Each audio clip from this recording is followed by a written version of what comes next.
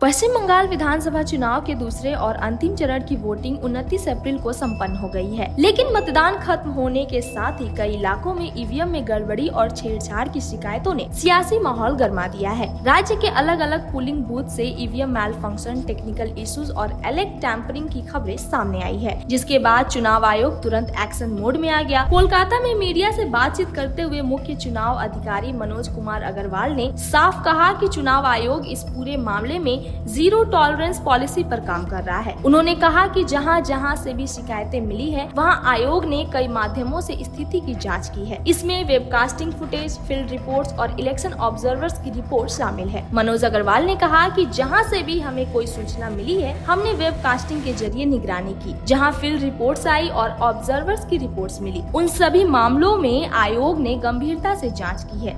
उन्होंने आगे कहा कि चुनाव आयोग पहले से ही अपना रुख स्पष्ट कर चुका था कि अगर कहीं भी ईवीएम से छेड़छाड़ या किसी प्रकार की गड़बड़ी का मामला सामने आता है तो वहां दोबारा मतदान कराया जाएगा।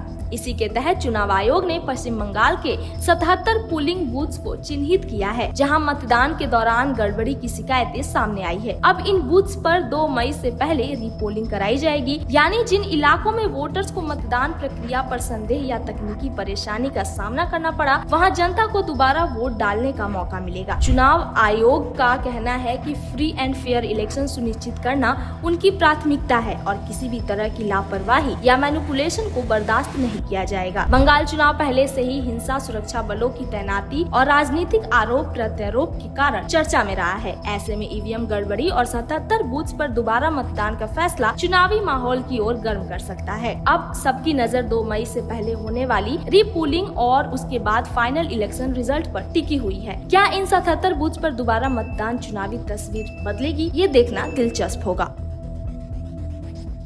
ऐसी और खबरों के लिए देखते रहिए सनमार्ग नेटवर्क के अन्य डिजिटल प्लेटफॉर्म्स।